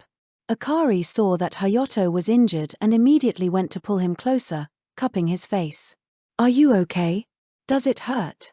Hayato seemed to want to smile reassuringly but pulled at his wound, wincing in pain. Seeing Hayato like this, Akari couldn't hold back her surging anger. She looked at Ren and angrily said, Why are you still lying on the ground pretending? You just resort to hitting people without a word. Are you a lunatic? Ren Koga received Akari Sato's scolding head-on, completely unable to refute, feeling incredibly wronged. Hayato Muto was ruthless, every move he made targeted unseen spots. Ren had no visible injuries on his face, but he felt pain all over his body as he lay on the ground. Given Hayato's skill, he could have easily dodged that punch, but he deliberately took it that he was using a trick to gain sympathy. As if confirming Ren's thoughts, Hayato stood behind Akari, raised an eyebrow, and smirked at him, full of provocation. Ren immediately exploded in rage, forcing himself to stand up. Akari, he's faking it. He just wants to gain your sympathy. Seeing him about to advance, Akari, fearing he would strike again, immediately shielded Hayato. If you try to hit him again, I'll call the police. Watching her desperately protect another man, Ren felt as if his heart had been pierced by a sharp knife. He clutched his aching ribs, a bitter smile on his face. Akari, are you going to abandon me and choose him? You're the young lady of a prominent family. What is he? A penniless nobody. What can he give you? Saying this, Ren reached out to grab Akari's hand, but Akari unhesitatingly shook his hand away. You're busy with your multi-million-dollar deals, and my husband is busy protecting our country. But he can still take time to be with me and treat me wholeheartedly. That's what he can give me, and that's the difference between you two. Akari looked at him coldly, as if she were looking at a stranger. Ren Koga, we're over. Let's not see each other again. After saying that, Akari took Hayato's hand. Let's go. Hayato, however, grinned, and to her surprised gasp, he directly swept Akari into a princess carry. Oh, Hayato, put me down. No. Is it against the law to hold my own wife? The two laughed and turned to leave. Ren, limping, tried to chase after them. Akari, don't go. His phone vibrated in his pocket at that moment. It was his assistant, Kento, calling. Mr. Koga, you need to come back right away. Something's happened at the company. Ren's steps faltered. He frowned and asked, what happened? Meanwhile, Akari had already been carried into the car by Hayato sitting in the back seat. She watched in surprise as Hayato found a small first aid kit in the trunk. Seeing Hayato take out an ointment and prepare to apply it for her, Akari felt a bit embarrassed and stopped him. I'll do it myself. Hayato's hand, holding the ointment, pulled back slightly. He raised an eyebrow. It's quite swollen. You need to rub the swelling out. You don't have enough strength for that. Aren't you a doctor? Akari pursed her lips. Of course, she knew that, but having Hayato rub her ankle. Suddenly, Hayato leaned close to her face and asked in a low voice, "Or are you shy?" His magnified, handsome face was intensely striking, and his low voice was captivating. Akari quickly lowered her eyes, forcing out a defense. Who's shy?" Hayato was waiting for exactly that sentence. A triumphant smile spread across his face. "All right, since you're not shy, let's begin." With that, he rubbed the ointment and grasped her ankle. Ah. Akari couldn't even dodge before the next wave of pain brought tears to her eyes. Seeing that she was truly in pain, Hayato softened his movements. "Bear with it a little. If we rub it out, you'll suffer less for a few days." The pain gradually subsided. Akari looked at the swirl of hair on Hayato's head and suddenly remembered the question she hadn't asked earlier. How did you know my shoe size?" Akari Sato asked, full of confusion. She hadn't even known Hayato Muto for a month. How could he know her shoe size? Hayato said while massaging, "By looking at your shoes." "What's so difficult about that? How are you so familiar with me? Did you look through my social media?" Akari was a little surprised. "Of course. We're married now, so I need to know you well. I know you like grapes and strawberries, hate bananas, prefer white, dislike yellow, and your birthday is March 22nd. Hayato spoke softly, his head lowered, but every word resonated in Akari's heart. Akari's heart warmed, and her voice softened. "How do you know all that so clearly?" "With effort. If you want to understand someone, you just need to put in the effort, no matter how long you've known them." Hayato looked up and smiled at her. Akari's heart felt tender and sore. She said hoarsely, "Right." She suddenly remembered her grandmother's words. "Akari, what kind of man do you think would make you happy?" "Either someone I love, or someone who loves me," Akari had answered then. "No, you need to find someone who is inherently good, responsible, and patient to be truly happy," her grandmother had said at the time. Akari hadn't understood then, but now, she seemed to be getting it. Hayato finished the massage and released her ankle. "Although it's still swollen, it shouldn't hurt much in the next couple of days." Akari looked at her reddish ankle, feeling a bit shy, and changed the subject. "Why do you have a first aid kit in your car?" "Sometimes I get injured during missions. Handling it myself first can save my life," Hayato explained. "Are your missions always so dangerous?" Akari sounded a little nervous. Hayato reached out and pressed his hand on the seat beside her, circling her, and smiled. "Is my wife worried about me?" Akari felt a bit embarrassed and irritated, like a ruffled kitten. She leaned in and said, "Didn't you say we should get to know each other better?" Before she could finish, Akari's eyes widened, and the wetness on her lips was gone as quickly as it appeared. Hayato licked his lips, his eyes filled with a predatory intensity.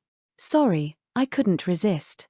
Akari covered her mouth, her back pressed against the car seat, her heart pounding like a drum. Hayato actually kissed her? The atmosphere in the car instantly grew ambiguous. Akari Sato's face was flushed, and she glared at Hayato Muto without speaking. Hayato didn't move either, a lazy curve to his lips, smiling like a cat that had gotten into the cream. Just as it was quiet, Hayato's phone rang. He answered the call and stepped out of the car. Akari watched Hayato and noticed his expression turned serious after he finished the call. "Okay, I understand." Hayato hung up the phone and returned to help Akari into the passenger seat. He sat in the driver's seat and said apologetically, "The wedding might have to be postponed. I'll take you home first." Akari looked at him, a little uneasy. "Do you have a mission?" Hayato started the car. "Yes, things are a bit chaotic in Xinjiang. I need to go on a secret reconnaissance. You wait for me in Osaka." But Akari clutched his hand, and to his surprise, she whispered, "This time, take me with you too. I'll be your first aid kit." Meanwhile, Ren Koga was in a complete mess. He didn't fly back to Tokyo until 6 in the evening. 2 flights in one day left him exhausted, but he had no time to rest and went straight to the company.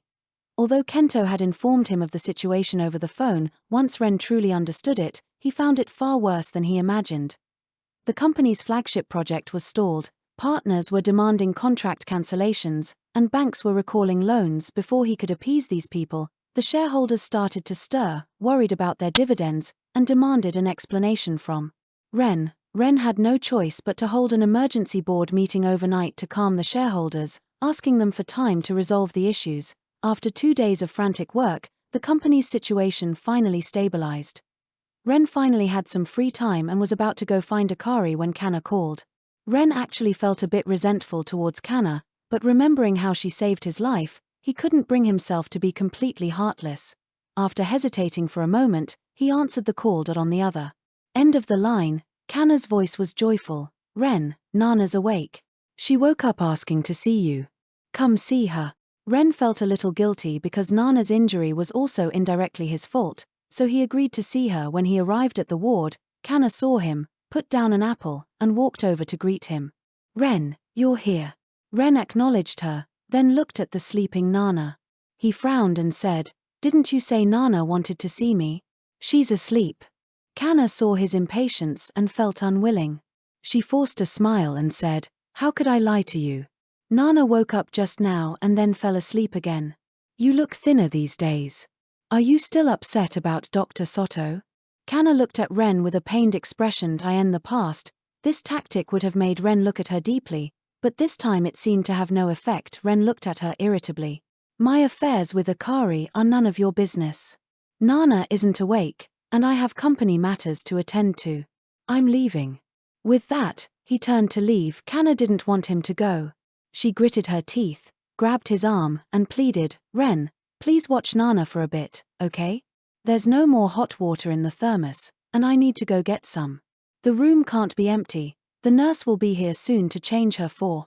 Ren didn't want to stay longer, but he couldn't leave the child unsupervised, so he nodded in agreement. After Kana left with the thermos, the nurse came to change the for shortly after. Ren looked at Nana and suddenly remembered the previous incident. He asked the nurse, "Last time, your Dr. Sato made a surgical error. Did the child suffer any lasting side effects?" Ren Koga asked this question as a matter of course, but unexpectedly, it immediately ignited the young nurse's temper. Slam. She tossed the supplies onto the tray, glaring at Ren. "Who told you the child's coma was due to Director Sato's surgical error?" Her coma was because her family concealed her medical history before surgery. A patient with congenital heart disease, without prior notification, was given too much anesthesia, and of course, she wouldn't wake up. Hearing this, Ren's blood ran cold. He murmured, "It wasn't a surgical error? How is that possible?" The young nurse, holding her tray, rolled her eyes at him. "How is it not possible? Director Sato noticed something was wrong that very day and had me personally collect the blood samples. I saw the report with my own eyes. Later, Director Sato resigned, and I didn't even get a chance to give her this report. This child is really unlucky to have such a muddled mother." With that, the young nurse packed her tray and stormed out of the room. Ren stood by the hospital bed, remembering all that had happened before, and his vision blurred. He almost collapsed to the floor. What exactly had he done to Akari that day? Hadn't Akari explained everything clearly? But he had always thought she was just making excuses. Akari had said she would wait for that report, but he had ordered Kento to knock her out and locked her up in Serene Waters Villa later, because he didn't answer her calls. She missed seeing her grandmother one last time, every time Akari needed him. What was he doing? He seemed to have been completely entangled by Kana. At this moment, the overwhelming regret in Ren's heart finally found an outlet. He knew he was wrong, but he also wanted to find someone to blame to make himself feel better. It was all Kana. It was she who used him, which led him to be blinded and hurt Akari. Just then, the ward door clicked open, and Kana walked in. Seeing Ren still there, a smile appeared on her face. "Ren, why are you still here?" Before she could finish her sentence, Kana's neck was grabbed. The thermos in her hand fell to the ground. Crack. The inner liner shattered. Kana made gasping sounds in her throat, continuously hitting Ren's arm. Ren, a wave of suffocation swept over her, and Kana quickly rolled her eyes. Just as she felt she was about to die, a powerful force threw her away. Cough, cough. Kana lay on the ground, coughing uncontrollably, looking at Ren in horror. Ren's eyes were bloodshot, his chest heaving violently. "How dare you? You played tricks right under my nose. You deliberately framed Akari just to drive her away. Besides concealing medical history, what else have you done?" Kana couldn't understand how this had been exposed. Panic flashed in her eyes, but she still tried to maintain her composure. crying, "Ren, I didn't do anything. I really just forgot about Nana's heart condition at the time. I didn't do it on purpose." With that, she lunged forward and hugged Ren's leg, trying to continue her tearful accusations, but Ren kicked her away with disgust. "Get lost." Kana was kicked over, knocking over a small cart beside her, sending its contents clattering to the floor. The commotion was too loud, and Nana, on the hospital bed, finally woke up seeing her mother being hit. She cried out in fear. "Uncle Ren, don't hit Mommy. My head hurts so much." Ren now looked at Nana. The previous affection he had for her, out of his love for Kana, had completely vanished. He only found her noisy, but as his gaze swept over the child's bandaged head, a flash of insight struck him, and he remembered some details. He recalled that when he brought Nana to the hospital, Kana had intentionally asked him some questions, and it seemed she had taken photos, perhaps even videos. Were those words also intentionally conveyed to Akari by Kana? Ren Koga shuddered just thinking about how outrageous those words were. Akari probably didn't know, she probably didn't, right? His heart grew increasingly frantic. His gaze swept over the phone nearby. He snatched it and ordered Kana Koga, "Unlock it." Kana's face was streaked with tears, her delicate makeup smeared like a panda's. Even at this point, she still harbored illusions, crying and trying to justify herself. "Ren, there's nothing on my phone. I really didn't say anything to Dr. Sato." Ren had no patience for her nonsense. He lit up the phone screen, then grabbed her chin, forcing her to unlock the phone with her Face ID. He quickly opened WeChat but didn't find Akari's contact. Ren was about to breathe a sigh of relief when, on a whim, he opened Kana's Moments. Scrolling down, he saw a moment he hadn't seen before. It was a photo of him sitting by the hospital bed that day. He clicked on the live photos, and her mocking voice pierced his ears. "She's just an orphan. Where else can she go? At most, she'll run off to another city for surgery. I've seen this trick many times." This moment was set to be visible to only certain friends, which was why Ren had never seen it, and at this point, who that friend was self-evident. How heartbroken Akari must have been when she heard those words. Ren was filled with both regret and rage. He directly threw the phone at Kana's face. "You bitch." Kana was hit, leaving a large gash on her forehead. She saw stars from the pain, but she didn't bother to feel the pain, still lunging forward to grab Ren's pant leg, begging, "Ren, you can't do this to me. I saved your life." "Saved my life?" Ren sneered, kicking her away again. "It's because of that laughable life-saving grace that I let you interfere in my life and hurt Akari." Kana trembled with pain. Seeing Ren about to leave, she immediately shouted, "Ren, I truly love you. Why do you only want Akari? I can be her too." Ren's steps faltered. His gaze swept over her face with disgust. "You, compared to my Akari? You don't even deserve to be mentioned. Don't say you love me. All you love is my money. If you ever dare to appear in front of me again, I will kill you." With that, Ren strode out of the hospital room. Kana lay on the ground, watching his retreating back, her heart filled with despair, with only one thought in her mind, that was, it's over. She had been a rat living in the slums in the US. Only by saving Ren had she finally come to live a good life. Now, to make her go back? How could she be willing? But no matter how unwilling, it was useless. Soon, Kana was informed by the hospital staff that Nana's hospital room subscription had not been renewed, and they needed to be discharged immediately. Kana quickly went to the inpatient department to renew the subscription. When she swiped her card, she found that Ren had frozen all the cards he had given her. "Ren, you wouldn't be so cruel to me, would you?"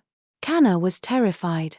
She quickly called Ren, but all her calls went unanswered. She then quickly messaged him on WeChat, only to find that Ren had already blocked her. Without money, Kana had no choice but to take Nana home. When she got home, she found that Kento was already there with workers, moving her belongings out of the villa.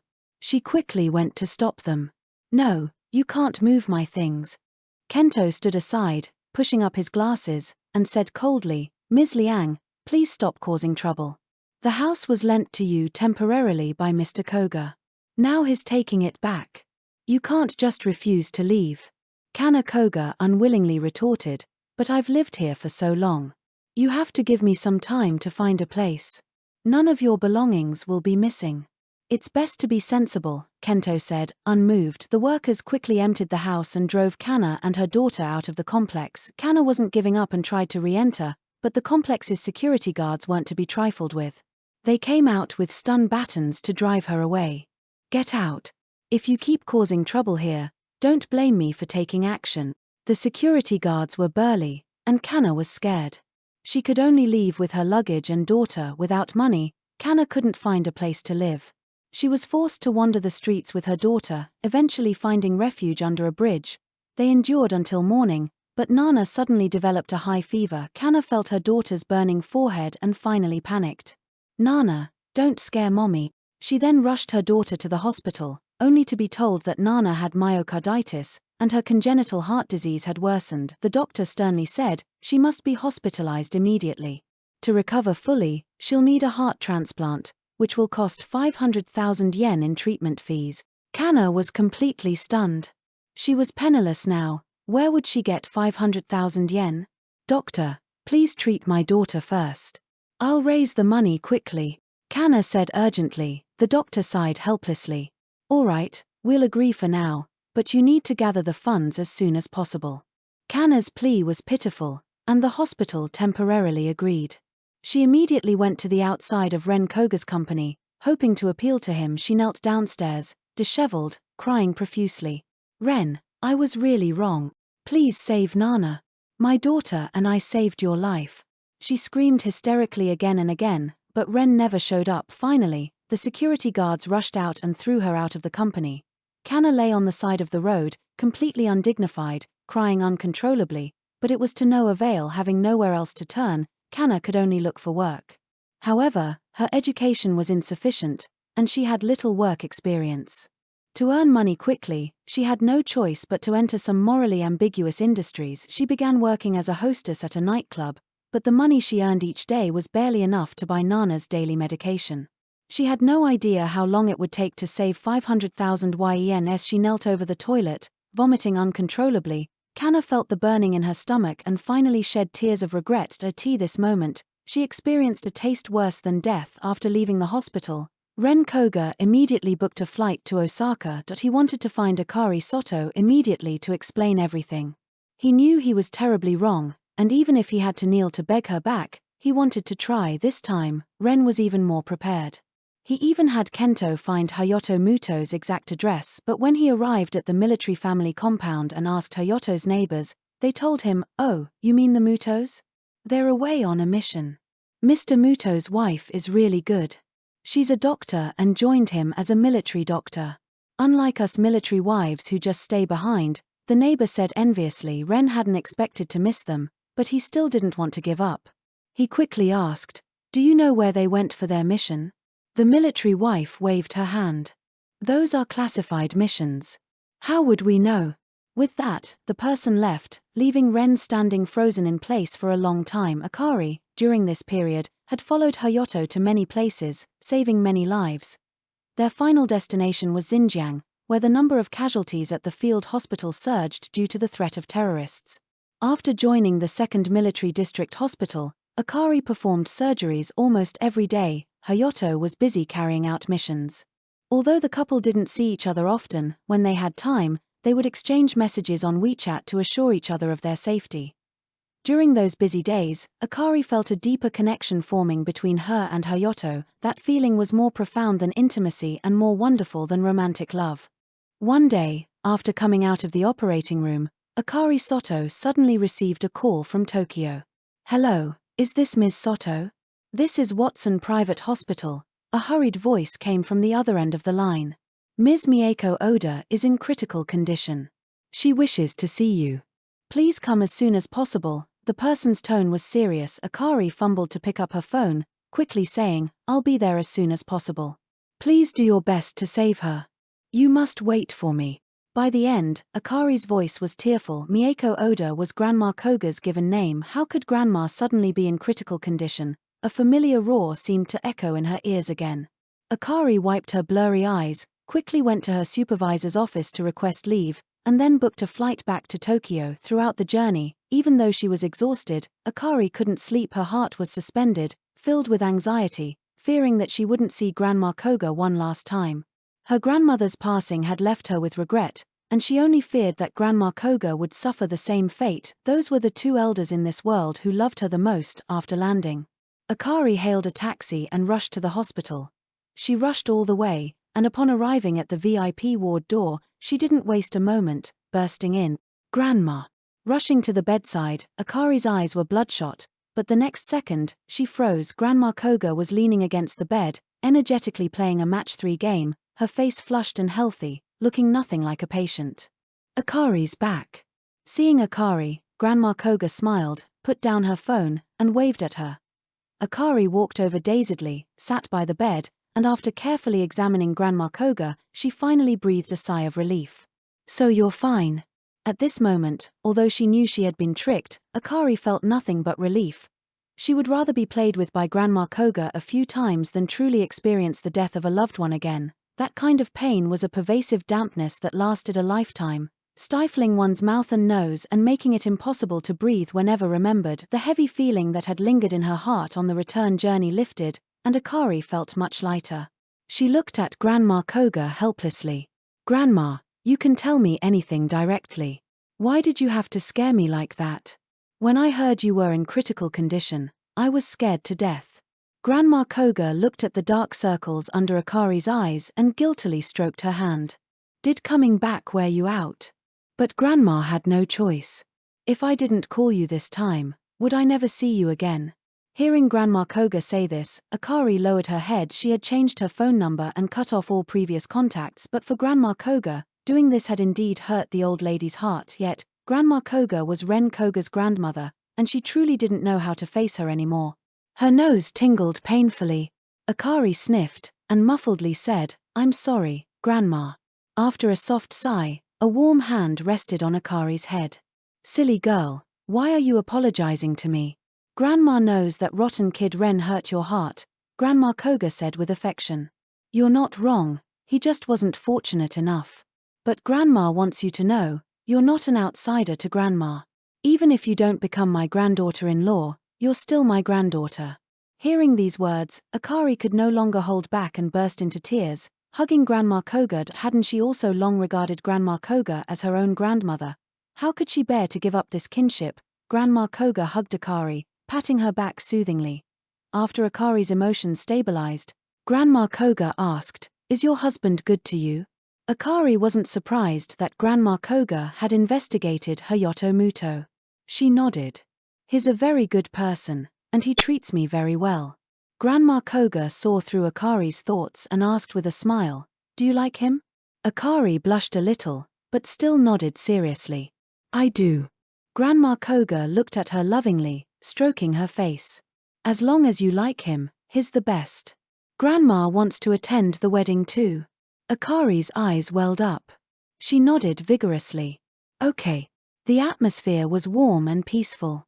Suddenly, a rush of hurried footsteps was heard. "Akari." Ren Koga rushed into the ward, his eyes suddenly red as he looked at Akari Sato. "Akari, you're back." He seemed to have been having a difficult time recently. His cheeks were sunken, and his handsome face was so thin that he was almost unrecognizable. Akari frowned when she saw Ren. She didn't want to get entangled with him and stood up to say to Grandma Koga, "Grandma, I need to go back. I only took a few days off, and there are still patients waiting for me." Grandma Koga smiled and nodded. "I'll have the driver take you. Call Grandma in advance for the wedding." Akari reluctantly hugged Grandma Koga, then stood up. The assistant walked out with her. "Ms. Sato, I'll arrange a driver for you." Akari nodded. As she passed Ren, she didn't spare him a glance. Ren hastily stepped forward, trying to grab her. "Akari, I was wrong. Don't go." Grandma Koga's face darkened. "Jiang Wei, hold the young master down." Ren was pinned to the ground by the bodyguards, only able to watch Akari slowly walk away. His eyes bloodshot, he struggled unwillingly, shouting, "Akari, don't leave me. Don't go." But Akari ultimately left, without even looking back. Once Akari's figure had completely disappeared, the bodyguards released Ren. He immediately wanted to rush out and chase Akari, but Grandma Koga sternly ordered, "Ren Koga, aren't you letting go yet?" Ren's steps faltered. He looked at Grandma Koga with bloodshot eyes and angrily asked, "Grandma, why didn't you tell me Akari was back?" She's my fiancé. How can I watch her marry someone else? I'm going to get her back. Grandma Koga looked at Ren coldly. She was indeed your fiancé once. You were the one who gave her up. She's already married now. Ren gritted his teeth and said, I don't acknowledge that man as her husband. He's inferior to me in every way. I'll get Akari back. Grandma Koga looked at her grandson's obsessive state and finally sighed. All you rely on is the Koga family's background.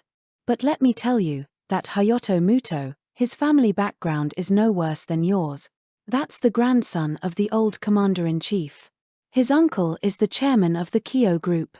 When politics and business combine, do you know how much power that is? Ren's face instantly turned grim. That incident with the company before, Grandma Koga nodded. The Muto family did it. Resentment flickered in Ren's eyes, but his expression turned disheartened. If he couldn't even compare to Hayato in terms of family background, how was he going to get Akari back? That same day, Akari flew back to Xinjiang. She still had a day off, so she went back to her dorm for a good night's sleep to adjust to the time difference before returning to work. Days slowly passed. Akari was busy day after day. In her free time, she would chat briefly with Hayato, whether it was what she ate that day, what she saw, or what kind of patients she treated. Her messages always received a reply from him. 1 or 2 messages a day, not many, but reassuring. Until this day, Hayato didn't reply to Akari for a full day and a half. This had never happened before. It was definitely unusual. Akari began to feel uneasy, but she still steadied herself, reassuring herself that perhaps Hayato was on a mission. It wasn't. Until Hayato had been out of contact for 48 hours that Akari finally couldn't sit still any longer. Just as she was hesitating whether to call Hayato, the small nurse from the emergency room came running over. Dr. Sato, your husband, Hayato Muto, was hit by a stray bullet. He needs a surgical consent form signed now. Please come quickly. Akari Sato ran with the young nurse all the way to the operating room. When she saw Hayato Muto, covered in blood, in the isolation room, her mind started to race. Hayato lay there, silent, seemingly lifeless. She was a doctor who dealt with life and death every day and should not have been afraid of blood, but at this moment, Akari was afraid. She was afraid that the Hayato who would jokingly raise his eyebrow at her would be gone forever. Tears instantly welled up, and Akari's body went numb. She simply couldn't move. In the end, the young nurse had to guide her to sign the surgical consent form. As she signed, her hand trembled so much that she could barely hold the pen. The red light above the operating room lit up, and Akari sat in the hallway, waiting. In the past, she was always the one operating inside. She had never known that the process of surgery could be so agonizing. An hour later, the surgery was over. When the operating room doors opened, Akari approached, just like any ordinary family member. The surgery was performed by the most senior director in the department, but Akari still couldn't put her mind at ease. Thankfully, he took off his mask and uttered words that calmed her heart. Dr. Sato, your husband's surgery was very successful. Now we just wait for him to wake up. Akari breathed a sigh of relief and thanked him, then went to the ward to keep watch. Helping Hayato wipe his hands and face, Akari sat by the bed, examining his pale, handsome face. When he was asleep, he had a righteous look, which was almost unsettling. It was more fitting for him when his eyes were open, with a hint of mischievousness. Akari gazed at him, lost in thought, her fingers slowly tracing Hayato's brows and eyes. Suddenly, a hand caught her wandering fingers. That tickles, wife. A hoarse voice spoke, startling Akari. She looked down to see Hayato, eyes narrowed, smiling at her. A wave of sourness instantly hit her nose, and Akari immediately burst into tears. When she cried, Hayato panicked a little. What's wrong? Akari Sato, you have to be reasonable. You're bullying me, a patient, and not letting me sleep, so why are you crying? Hayato's rambling filled her ears. Akari couldn't help but laugh. She leaned over and gently hugged Hayato, softly saying, "It's so good that you're okay."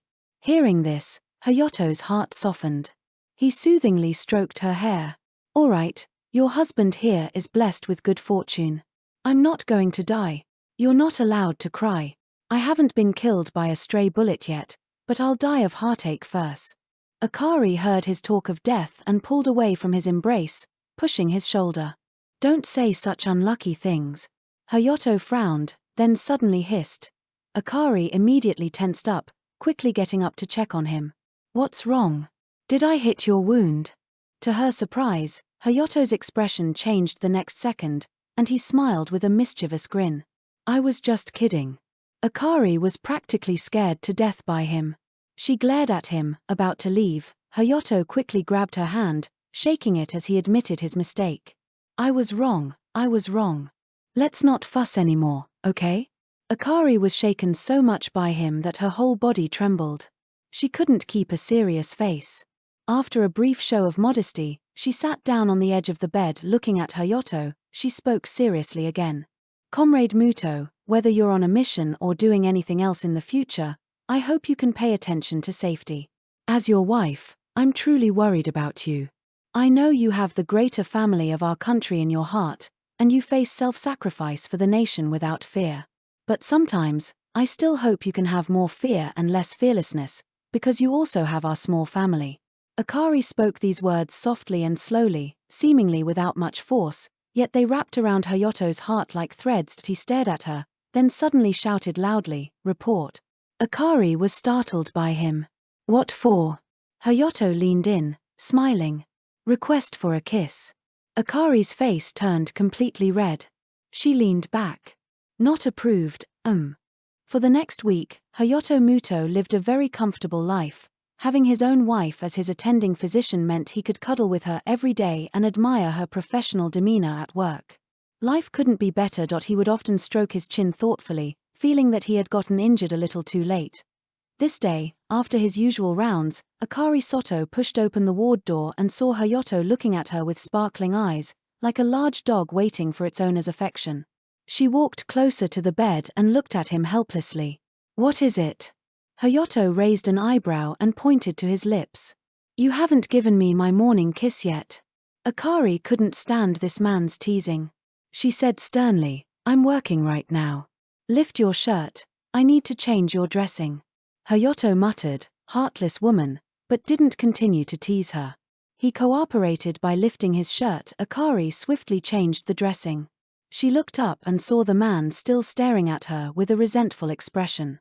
She chuckled, leaned down, and kissed the corner of his mouth. Just as she was about to pull away, a scorching hand wrapped around her waist. Their lips intertwined, and he dominantly stole her breath. After the kiss, Akari's legs were weak. She leaned on Hayato's shoulder, trying to regain her breath. The air in the room was thick with unspoken intimacy as the two lovers quietly embraced. Suddenly, an ill-timed angry shout shattered the moment. What are you doing? Akari stood up and turned around to see Ren Koga rushing in from the doorway. Almost instinctively, she shielded Hayato, frowning at Ren. What are you doing here? Ren seemed hurt by Akari's reaction. He looked at her protective stance, his eyes bloodshot, and asked, Akari, do you cherish him that much? Of course, Akari said coldly, looking at him. He's my husband, my family, and my beloved. I won't allow anyone to hurt him. Every word, every sentence, was like a bullet fired into Ren's heart. He was heartbroken, his body trembling slightly, and he asked unwillingly, Akari, what about me? What am I to you? We were together for 20 years. Akari's eyes didn't show a flicker of emotion. She calmly stated, you were once an important person to me, but that was all in the past. Now, to me, you're just Grandma Koga's grandson. Ren's heart was filled with unwillingness, and he begged humbly, Akari, I was really wrong. I've already sent Kana back to the US. Please give me another chance, okay? I'm begging you, just give me one more chance. Akari looked at him impatiently, about to speak, but Hayato put his arm around her waist, rested his head on her shoulder, and chuckled. No, Mr. Koga, I don't agree to you joining our family. You're not even qualified to be a third party. Ren's eyes turned red with anger at Hayato's triumphant look, and he immediately lunged at him to hit him. Just then, the bodyguards outside the door rushed in and immediately subdued Ren, dragging him out. He hadn't even seen these bodyguards just now. Ren suddenly realized this was Hayato's ploy. As he struggled, he cursed, Akari, he's a deeply scheming scoundrel. He deliberately let me in. Akari looked at Ren expressionlessly. Even if he is scheming, I like him. And even if you're completely upright, I still dislike you. Ren seemed to have all his strength drained away in an instant. He could no longer muster the energy to struggle and was quickly pulled away by the bodyguards. The ward quickly fell silent. Akari hugged her arms, then turned to look at Hayato.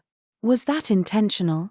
Hayato looked everywhere but at her, even whistling. After a long moment, seeing Akari still staring at him, Hayato finally relented. He shrugged and said, "All right, I did it on purpose. He's just so annoying." "But, was what you said just now true?" Akari knew exactly what he was referring to, but she deliberately played dumb. "What?" Hayato leaned closer to her, his eyes narrowed. "That you like me even if I'm scheming."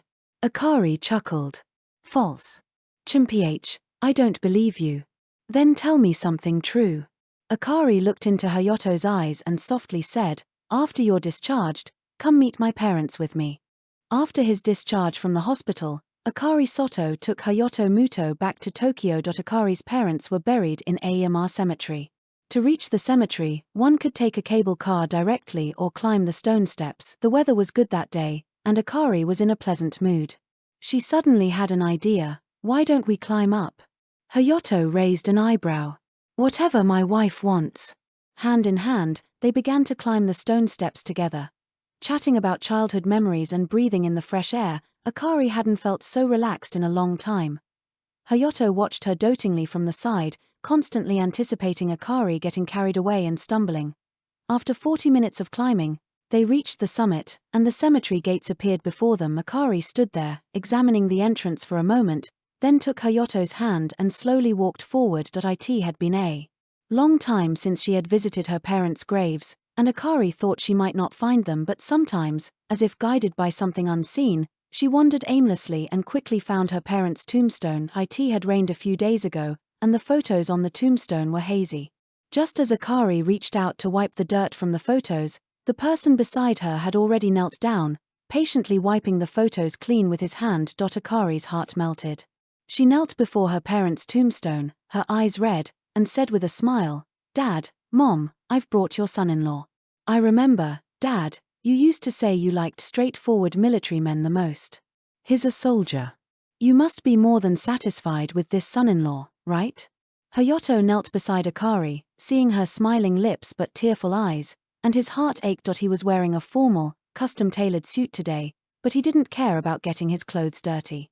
He knelt firmly on both knees before the tombstone. After bowing 3 times to Akari's parents, Hayato solemnly said, "Dad, Mom, thank you for raising such a wonderful daughter.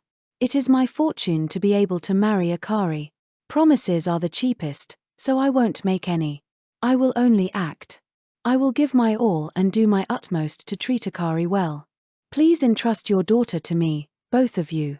After paying their respects to Akari's parents, the two slowly walked down the mountain. Akari's heart swelled from Hayato's vows. She couldn't help but look at the man beside her and ask, "You said you'd do your utmost to treat me well. How exactly will you do your utmost?" Hayato smiled. "I'll just do my utmost, what else is there to say?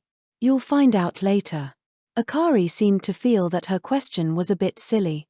She hummed and said nothing more. The more spoiled one is, the worse their temper becomes. Akari still felt a bit annoyed and stopped. Hayato stopped too, looking at her. "What's wrong?" She pouted. "Since someone said they'd do their utmost for me, then fulfill that promise immediately. Carry me." Hayato smiled indulgently and immediately stooped down. "Get on, my little majesty." Climbing onto his back, Akari pressed her face against Hayato's neck. The scenery beside them receded, yet she felt no jostling at all, her heart feeling secure yet swelling with emotion. Akari closed her eyes and softly said, "Hayato, thank you." Hayato chuckled, teasing, "That's thousands of step. Dr. Sato is dismissing me with just a thank you. You're quite the businesswoman. In ancient times, you'd be boss Jew." Akari, carried on his back, hummed and asked, "Then what kind of thanks do you want?" Hayato's voice was tinged with laughter. "A report." Akari also curled her lips. "Speak." "Request for marriage." "Approved." The 22nd day of the 3rd lunar month, auspicious for marriage. This day was Akari Sato's birthday, and also her wedding day. Hayato Muto's mission had ended, and with Grandma Koga acting as Akari's family, the wedding was not as simple as initially planned. Instead, it was exceptionally lavish. the largest Carlton hotel in Osaka was entirely booked for the wedding reception. Fresh flowers, airlifted from various places, adorned every corner, creating a sea of roses. In the dressing room, Akari had already changed into a diamond-encrusted wedding gown. Grandma Koga stayed by her side, constantly praising her. "Akari is truly beautiful. That Muto boy is getting quite a deal. Why aren't you my Koga family's granddaughter-in-law?" The Muto family's patriarch was also present today. Hearing Grandma Koga's remark, he immediately became displeased. "Hey, sister, that's not right. I consider you my in-law, and you're trying to steal my grandson's wife." Grandma Koga wasn't intimidated by Grandpa Muto, and the two began to bicker within moments. Akari looked at herself in the mirror, feeling no regret, only anticipation for building a small family soon. She would have her own true home. Not living under someone else's roof, but her own home soon. The host began to cue the ceremony. Akari had no father, so the arm-in-arm entrance was omitted. She stood on the stage, but Hayato Muto was nowhere to be seen at the entrance. A moment later, a pageboy ran in and whispered to the host, "Stall for time, the groom hasn't arrived yet." Grandma Koga, sitting at the family table, frowned.